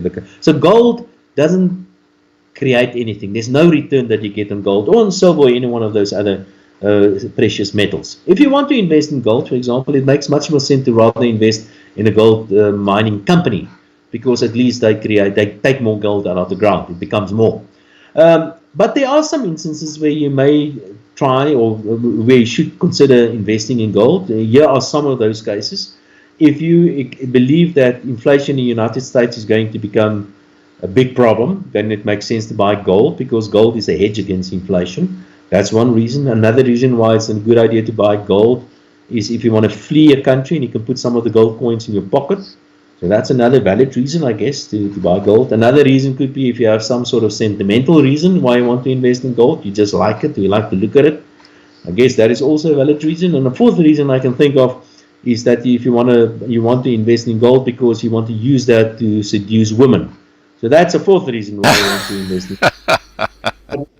But apart from those reasons, I don't necessarily like gold. I think eventually the gold price will go up if we see high international inflation, which I expect to happen. But gold itself, I don't believe is a good investment for the reasons I've mentioned. Well, gold's gone up about 25% this year. Sure. It has gone up exactly because what central banks are doing. Central banks are creating money out of nothing. I've explained the process, and they're buying all sort of things. And people are discounting the possibility that we're going to see future inflation. So that's exactly the reason, one of the reasons that I've mentioned. So people, the financial markets or the gold buyers are basically betting money on future inflation. And that's the reason why the gold price is going up. Right. Well, I have to tell you that I made my biggest financial killing ever thanks to Bunker Hunt in 1980. You remember what happened there with the silver price? Yes, I can remember that. But that was also a time of very, very high gold price. I can remember 79.80, the gold price was very high, yes. But the silver price in particular was through the roof in proportion to gold. But it's quite often you get the opportunity to invest in all sorts of weird things. I mean, the palladium, for instance, went up in price a year or so ago. Yeah. So if you were lucky enough to invest in palladium, and you're going to see this all over the place always, that some specific commodity is all the rage and everybody invests in that. Not too long ago it was platinum. Platinum was more expensive than gold at one stage. So yeah, it doesn't mean that it's necessarily a good investment over time. Okay, is platinum no longer more expensive than gold? Well, I have to look quickly at the prices now. I thought platinum has always been more expensive than gold. That's certainly not the case. I'll give you the price now. Yeah. The platinum price at the moment is $824 for platinum. The palladium price is $1,935. Wow, palladium, huh? And that is more expensive than gold. Gold is $1,725. Right. So gold is double as expensive as platinum, and palladium is more than double as expensive as platinum, and palladium is more expensive than gold at the moment. In fact. Okay. Now, Yanni Meyer has asked, Dawie, what do you think of banks holding bond holders responsible when their properties are confiscated under expropriation without compensation? Yeah, but I think of that. I think the whole system then is sick, because the primary function of the state is to protect people and to protect their assets. That's the reason why we have a state. That's a primary reason why you have a government. Right. The government lives and exists for one reason and one reason only, and that's to look after me, and that's it. So if the state starts stealing your property, then I believe that the state has lost its legitimacy, and I don't think we have a government anymore. So that is a recipe for disaster. That's a recipe for people to stop paying taxes, and that's a recipe for people not to recognize their own government anymore, because this government doesn't do what its primary function is, and that is to look after people. So yes, should you be held liable? The reality is, in the legal system in which we are living in at the moment, if you owe money to the bank, and you owe money to the bank, you have to repay that. So that is the legal situation. Two wrongs doesn't make a right, but that's the legal situation. If you've borrowed money from somebody, you're supposed to repay that. And if somebody else steals that money from you, then you still have to repay the money that you own to whoever it is. But I guess, if the state stole it from you, then you can argue that the institution that's supposed to be looking after you is not doing its job. And I guess force majeure, I think that is a legal term that you can use, I guess. But I'm not a legal expert. Right. Okay, now, this is an interesting question. Gianni wants to know, if we secede, do we carry the existing government's debt with us? And I think what he's talking about is the Western Cape seceding from the rest of South Africa. Yeah. What typically would happen, and there are many examples for countries that break apart. What's currently happening with Britain, that is exactly what is happening, is that they're fighting about how much debt the Brits should take from their being part of the European Union. So what typically should happen, they have to calculate some sort of formula, and then whoever secedes from the other political body will have to take some of that debt with you as well. So that's one way of doing, and I guess a per capita calculation is one way of doing that. Another way of doing that is to adjust your per capita calculation on income, for example. So the richer part that leaves the poorer part will take slightly more simply because they're richer. I guess another formula that can be used is that if you have more infrastructure, you can argue that the debt was used to create more infrastructure for you, and therefore you have to take more debt. But the bottom line is, without a doubt, if you decide to go it alone, you'll have to take some of the debt with you as well. But I'm not so sure that the ANC will allow the Western Cape to go it alone. Yeah, I think that's the problem. But if the ANC government just collapsed, and if the government in South Africa itself collapsed, and there was anarchy, well, I think that's the time they could actually do something. I'm very concerned about something like that. I'm very concerned about. I told you what I think is going to happen to the economy, and I'm afraid eventually things can really go bad, and it's quite possible that South Africa can fall apart politically as well. We're not there. We're certainly not there.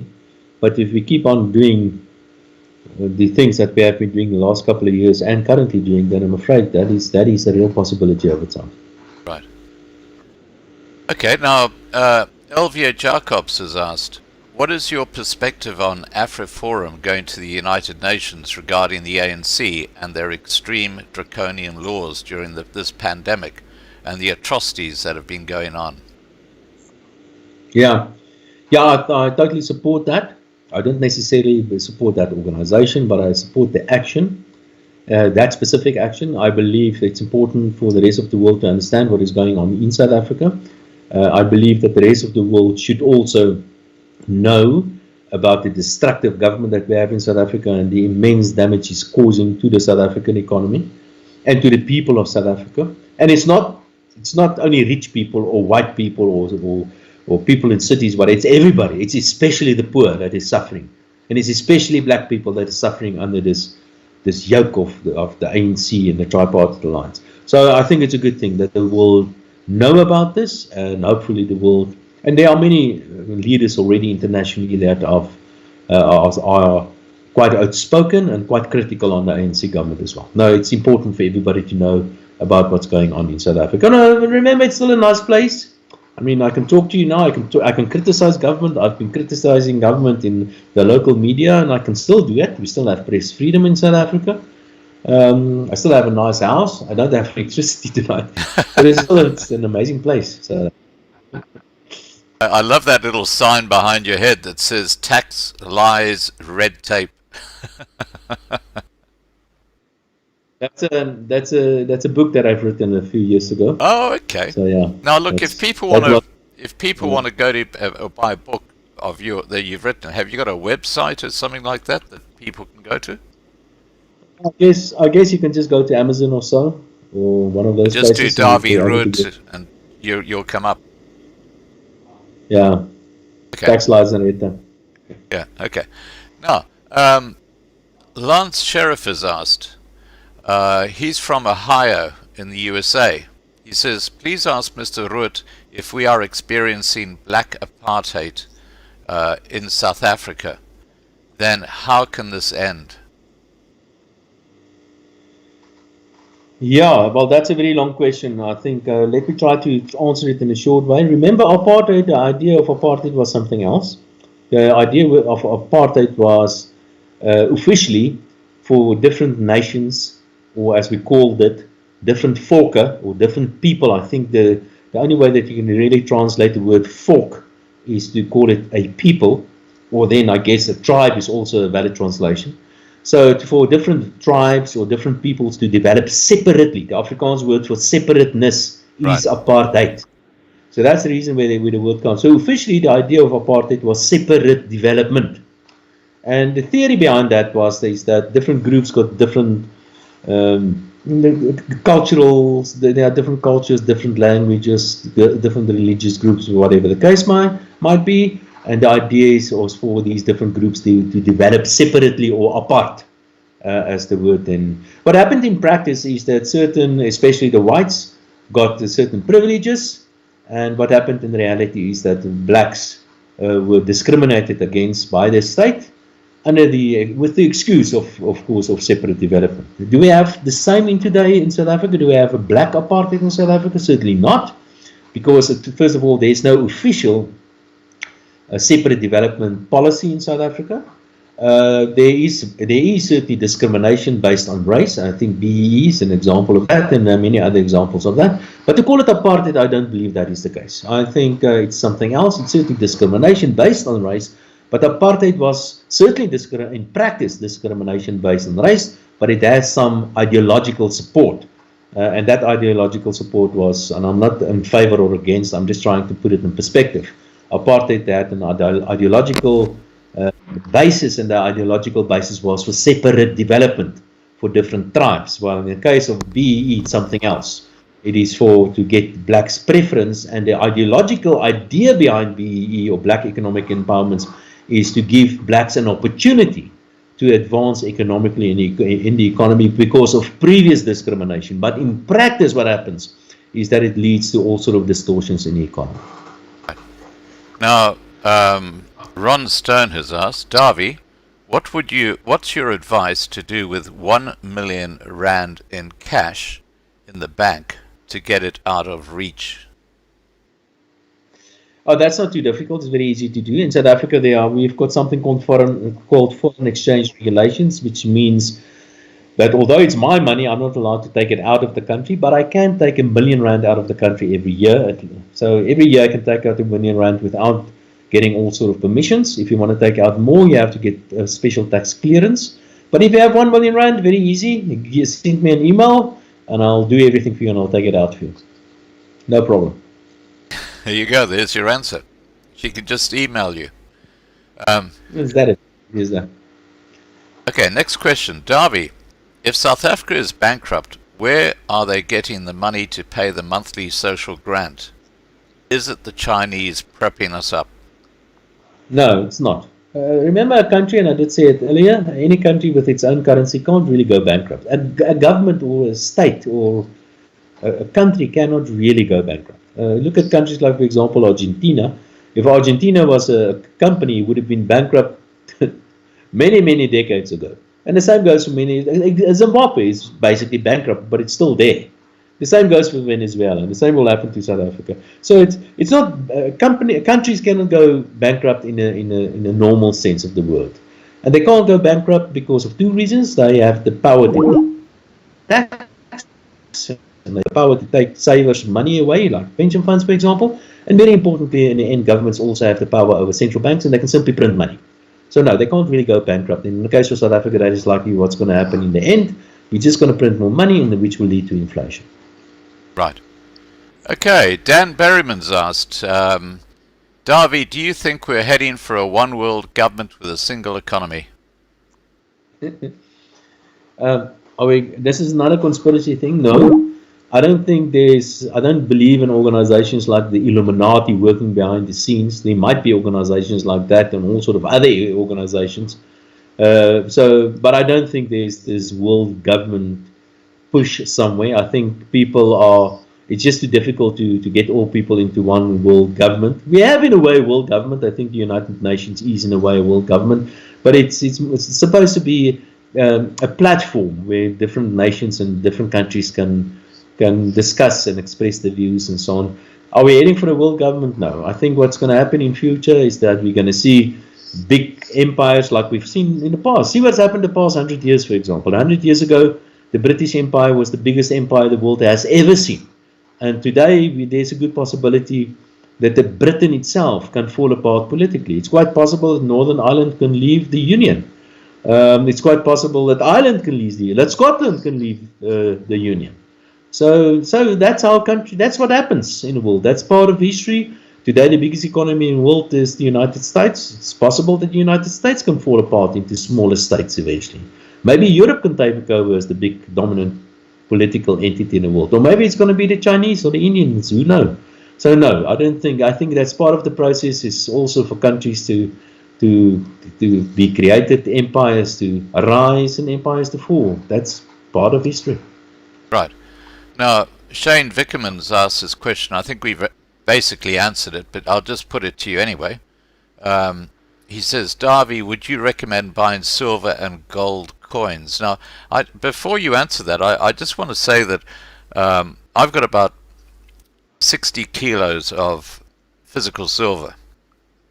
And Sure. it ranges from 100-ounce bars going down to about 1,000 threepenny pieces. And the reason I've done that is because if fiat money collapses, I don't have to go and take a 100-ounce bar to go and do my shopping because silver retains its value it's got no liability attached to it. But I can go with, let's say, 3 threepenny pieces and go and buy some stuff for the value of the silver in them. That's the reason I've done that. But okay, getting back to Shane's question, he's talking about coins here. Would you recommend buying silver and gold coins? Okay, so the coin itself.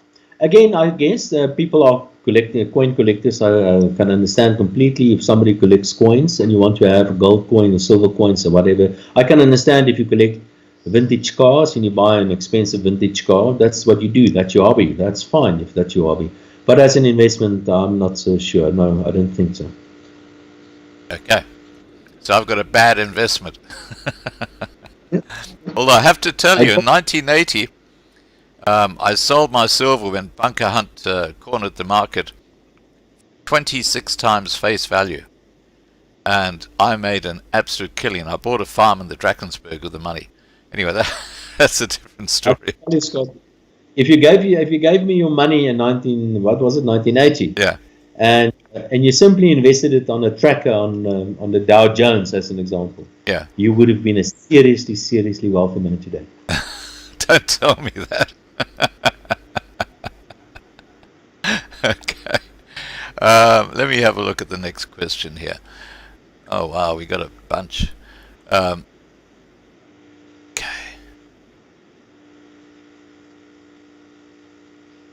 Okay. Done. Okay, here we are. Okay. Renelle Griffiths has asked, what happens if there is nothing left and there is nothing left to steal? Yeah, where's this whole thing going to end? I believe it may end in very high levels of inflation, which means that the economy will come under even more pressure. But I also believe that everything will not be destroyed. There will be pockets of excellence. There will still be pockets of wealth in South Africa, as an example. And I can see it, what has happened to my community during the lockdown. All of a sudden, all the neighbors know one another. All of a sudden, you get a private barber to come and cut your hair at home. All of a sudden, my wife is doing her nails at the next door, the neighbor. So all of a sudden, the communities sort of start looking after themselves. And in a way, I believe that is how South Africa is going to end. We're going to have this mass unemployment and poverty in most places in South Africa with these islands of prosperity. And to a large extent, that's already what we're seeing in South Africa. Even in Zimbabwe today, there are very wealthy people and people living very, very good lives in Zimbabwe. So despite the fact where Zimbabwe is what it is. So I don't think everything is going to go to the dogs in South Africa. There will always be opportunities. And the reason for that is simply because of individuals and because people always, as they say, boer maak 'n plan. Right. Now, I just have to say that one of the objectives of this charity is to actually help the poor minority groups. We have charity drives and stuff like that. And we raised a lot of money that way because there is such a huge amount of really impoverished white people in these white squatter camps. It's quite terrible what's happening there. But, okay, let's get on to the next question. Lance Sheriff has asked, please ask Dawie, what could happen if, for instance, if the US Treasury implicates the ANC and EFF with international fraud or corruption? Yeah, what could happen? South Africa is a beneficiary of something called AGOA. It's a US legislation that gives preference to certain countries, and South Africa as well, in terms of the exports. So South Africa can quite easily export and is encouraged to export to the United States. So we have access to the American consumer, which is really an amazing benefit. So I guess if the South African government keep on with their shenanigans, and there are many other things that they do that the Americans do not like, then eventually it's quite possible that South Africa can lose that benefit as an example. And that essentially means that it will come down not necessarily to economic sanctions, but economically it will make life more difficult for us. But I guess that could be one of the first steps, that South Africa will be excluded from this legislation called AGOA. Right. Now, Mr. S has asked, Dawie, where is the Rand headed in the next 24 months? Well, I think we've spoken about that. We at the end of the year. Okay, what about 2 years? Can you look forward that far? Yeah, if you ask me in 2 years, where the Rand's going to be in 2 years, I would call a level weaker than 20 Rand to the US dollar. The interesting thing about the currency, it sort of stabilizes at a certain level, and then suddenly there's some sort of crisis and it loses a lot, and it becomes very volatile for a couple of months, then it gradually stabilizes at a weaker level, and we stay there for some time, and then there's another crisis and it moves to another level and so on. So that's typically the movement of the currency, the Rand. Right, so it's just getting weaker. Yeah, you get these bouts of sudden weakness, and I think that is probably... So if you really press a gun against my head, I would call a level weaker than 20, maybe significantly weaker than 20 to the US in 2 years' time. Right. Now, Ria S has asked, Dawie, is Absa safe? Talking about the bank. Yeah, let me just one thing about South Africa, and that is the financial system in South Africa is really excellent. It's world class. It can be compared to the best in the world. The South African banks, the big ones especially, are very, very tightly regulated by the South African Reserve Bank. They have very, very strong capital and deep capital behind them. So the banks in South Africa are cool. Don't worry about the banks. I don't think the banks are very efficient, and they're quite expensive in South Africa, but they are very, very solid institutions. No doubt. Absa is fine. I don't like Absa, by the way, but Absa is fine. Well, I used to work at Barclays Bank. This is back in the 1970s. And, I just remember those days. I mean, wow. I worked in a place called Escort, which is in the Natal Midlands. And it's quite extraordinary how, banking has changed over that time. It's just absolutely amazing technology. Yeah. Now, EduTube. More change is coming soon. I'm sure.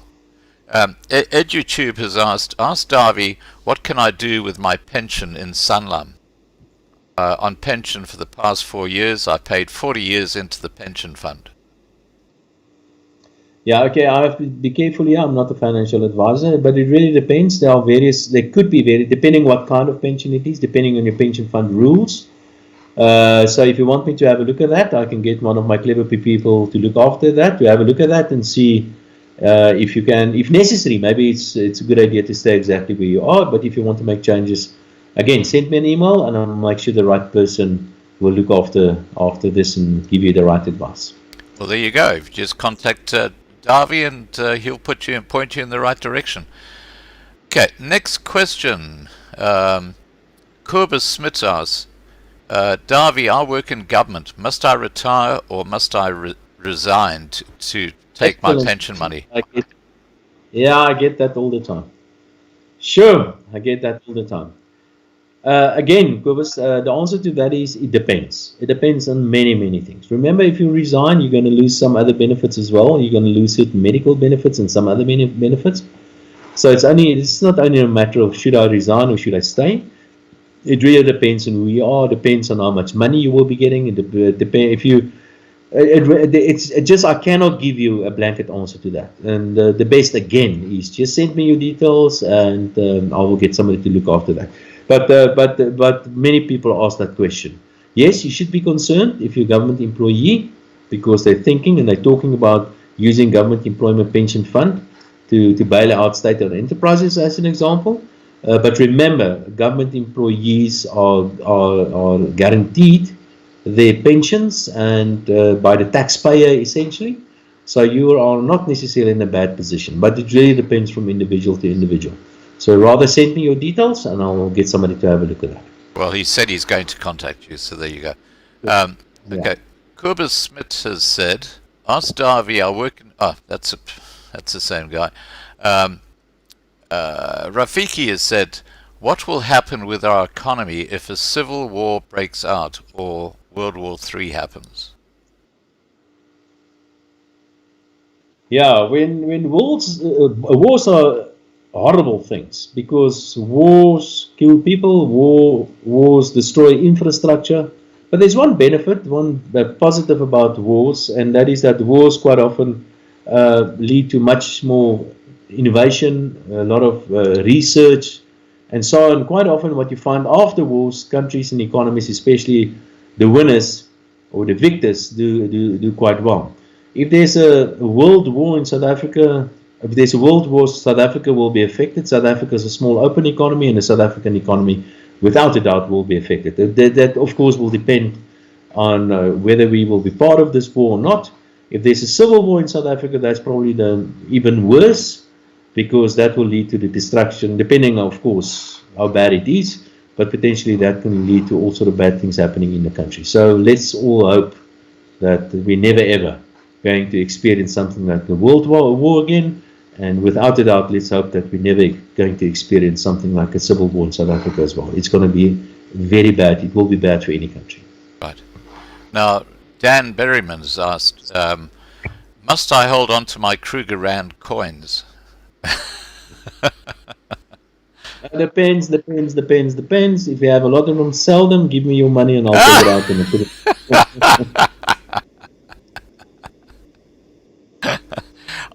I think a Kruger Rand gold coin is worth about 35,000 Rand today. Yeah, I'm not sure. It's over 30,000. I know. It was only 20,000 Rand a year ago. Let's have a look. The gold price at the moment is $1,700. Yeah. What's the Rand? It's about 30-something thousand. It's close to 40,000. It's close to 35,000 or so. You're right. Yeah. There you go. Okay. Stefan Oliviers asked, what happens when people can't buy and sell stock on the markets due to global economy crash or economic crash? Who is the winner and who is the loser? Well, if you hold stock and equity markets come down, then you're probably the loser, because then you've got stuff that's worth less. Yeah. So I guess, but in the end, it's not only people with equity that are the losers. Everybody is a loser, because quite often the equity market is a reflection of your underlying economy. And so if you see that the equity markets are falling, not always, because quite often the two are pretty much divorced, but if you see your equity markets are falling, that is probably a sign that everybody in that economy is suffering. Right. Okay, I've got two more questions left for you, so we're nearly through this bunch of questions. Marlena asks, why did banks report loss of income of up to 20% recently, the government also hinting at taking investments? No, the banks in South Africa are quite profitable.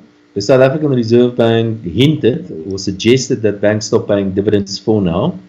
They didn't force banks, they just hinted. And I do believe that banks are also going to take quite significant losses because of this crisis now. But like I said earlier, I think the South African banks are very well managed, so don't be concerned about that. But as far as I know, the South African government hasn't made any moves on trying to expropriate things like, for example, deposits or so. So no, I think that information is incorrect mostly. Right.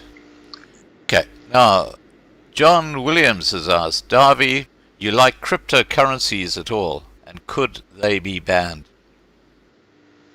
I absolutely love this new technology. I think you have to be extremely careful. Please don't go out and buy those things if you don't know what you are doing. But I do believe it's going to change financial world. So I really do like them. Can they be banned? Well, that is exactly part of the nature of these cryptocurrencies. The word crypto means encrypted. And that's why it's so difficult to ban it, because you can simply encrypt it. Like we all know WhatsApp, and a WhatsApp message between two individuals is in an encrypted message, and nobody else can intercept that message. And that is what encryption means. So if I want to send you encrypted money, I can do it, and the government can't stop it unless they switch off the internet. So yes, they can try to ban it, and many countries are trying to ban it, but in reality, it is basically impossible to really ban cryptocurrencies. They may try it, and they've tried it in many countries in the world, but in practice, it's basically impossible. Right. Now, James has asked, Dawie, what could the threshold potentially be for a wealth tax? In France, it was 1.3 million euros, for example. Yeah, there are many numbers that are suggested in South Africa, as low as 1 million rand, a threshold. Then there are suggestions of 3 million rand, and then there are suggestions of 10 million rand. But like I've said earlier, that is, I don't think, anyway, if you want to introduce something like a wealth tax, it's going to take many years before it can properly be implemented, because there are all sort of practical obstacles in the introduction of a wealth tax. But those are some of the thresholds. Personally, I think if they eventually introduce that, it will probably be in a region of about a threshold in a region of about 10 million rand or so. Right. Okay, now, James asked, Dawie, what could the threshold... Oh, no, we've done that one. Dathan Prinsloo asks, would Dawie recommend someone close to retirement resign from his job to get his pension overseas? I think we've covered that, haven't we? And the answer, again, the short answer is send me a mail, and I'll make sure somebody has the stuff. Okay, Dathan, send an email to Dawie, and he'll get someone onto it for you. Now, another Dawie... This is a Bultfontein farmer, a good mate of mine. He says, ask Dawie if a farmer can't pay back money owed to a bank. Rumours have it that banks take out insurance overseas if a client defaults on money owed to them. Yeah, it is possible for financial institutions to take out insurance. Of course, insurance companies will be quite reluctant, depending on the risk in a particular country, before they afford you that kind of insurance. What I suggest individuals do, however, is that one way of mitigating a risk, in the case of a farmer as an example, is to borrow against your property, like exactly what you've done. So in the process, you get the bank to take some of the risk in case your property will be stolen by the state. So that's one way of mitigating a risk. Another way of mitigating a risk is to get a foreigner, like for example a foreign company, to take a stake in your property. Because if they should steal your property, then at least you can fall back on some international agreements between countries whereby the assets of their citizens will be protected in a case of expropriation. So if you get a Mauritian company, for instance, you take a stake in your farm, and the local government expropriates your farm, then the Mauritian government will put pressure on the South African government not to do that. There's no guarantee, of course, but those are the kind of measures that I think you can put in place if you're concerned about the expropriation. And by the way, we do exactly that as well. Right. Okay, now look, we've gone through all the questions. We've been going for over 2 hours. I just want to thank Dawie so much for coming on tonight and spending this time with us and sharing his knowledge. I hope everybody's got the answers to their questions. Please remember to subscribe to the channel to be kept informed. We still got close to 600 people watching now, so it's getting late. People are toddling off to bed, because I believe it's freezing cold in South Africa, Dawie. It is very, very cold. It's very cold. It's even raining in the middle of winter here in Pretoria. Wow. And it's the power is off. It must be really surreal. You know, living in Australia, I don't think in all the time I've been in Australia, which is over 30 years, have we ever had the power being shut down because of any issue. Never. I mean, it's a amazing situation we have here. I read a newspaper article the other day about power that was off in Pretoria somewhere in the 1960s, Yeah. and it was off for half an hour, and it caused havoc in the traffic, and so much so that the newspapers had that on the front pages and so on. So that and today in South Africa, it's often a daily occurrence. It doesn't rate a mention. Now, Yeah. Dawie, I'm going to hand the floor over to you. Is there something you would like to say to people who are watching this video now or who might be watching it later? You know, just some sort of comment or advice or whatever. Over to you. Okay, let me give two pieces of two things I would like to say. Right. The first one is that there's a lot of risk to be in South Africa. So my advice to people is to make sure that you know what is going on. Whatever industry you are, there are many opportunities in South Africa. Don't make a mistake. There are really opportunities to make a lot of money. But there are plenty of risks out there. So understand what's going on, get information, and whatever industry you're working in, try to identify those risks in that specific industry and try to manage those risks. And an obvious risk is cash flow. Make sure that, especially under the current circumstances, make sure that your business is cash flow flush, and make sure that you try to save your business as much as possible. And like I've said many times the past 2 hours, make sure that a substantial portion of your assets are invested abroad. And then on a slightly personal note, a last, if I may, Go ahead. if I may give this advice, and that is that I do all sort of weird things. Now, I don't think I'm very special, by the way, but the kind of weird things that I do, I've done many marathons. I've run the Comrades. I've ran a marathon over a frozen lake. I've done a number of Ironman competitions. I've done weird stuff. I've got national colours in paramotoring. It's a small flying thingy that I used to do. And I'm scared of heights, and I'm not a good athlete. But the reason why I tell you this is because another reason is that one day I can remember somebody asked me if I would present a TV program, and I immediately said yes. And I can remember as the floor manager was counting down from 10, 9, 8, 7, 6, I was dying 10,000 deaths. I could hear and I could see how the red light goes on that camera, and I realized all of a sudden I'm live on air, and I realized my mother's looking at me, is watching. And why do I do that? And the reason why I do these sort of silly and crazy things is because I'm always so amazed that I try stuff that I'm absolutely convinced I will never be able to do. And I try it, and guess what? Usually, I can do that. And that's my advice to people. Yeah. Try stuff that you don't think you will be able to do, and you will be amazed on what you can do. Try stuff. Life out there is there to be lived. Try all sort of things, especially those things that you don't think you will be able to do. And you will be surprised how wrong you can be. Saying step out of your comfort zone. Fantastic. All right. Now, first of all, I just want to thank the moderators who've been looking after the side chat. Thanks, guys. You've done a fantastic job. To all those who've participated in the side chat, thank you, and all the questions that we put to our guest. For those who are watching the video now, please remember to subscribe to be kept informed. Ring the bell for the updates. Now, remember, if you want to find out more about Dawie Roodt's books, you can just go to Amazon and type in his name, and you should come up with his books like Tax, Lies, and Red Tape. And so thanks, moderators. Thanks for those who've been here. And most important of all, thank you so much to our guest, Dawie Roodt. It's been an absolute pleasure having you on, Dawie, and I hope we can have you back, perhaps after the lockdown's over, to talk about what's actually happening. Thank you so much. It was very nice talking to you. Thank you very much, Scott. All right, fantastic. All right, guys, please take care. I'm going to shut down the live stream now. I'm sure Davie's waiting to get into a nice warm bed.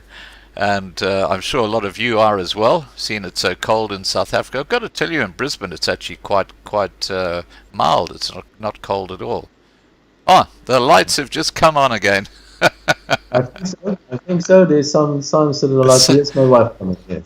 Some sign of life, huh? All right, this is my first live stream I've ever held in the dark, and we've had well over 200, so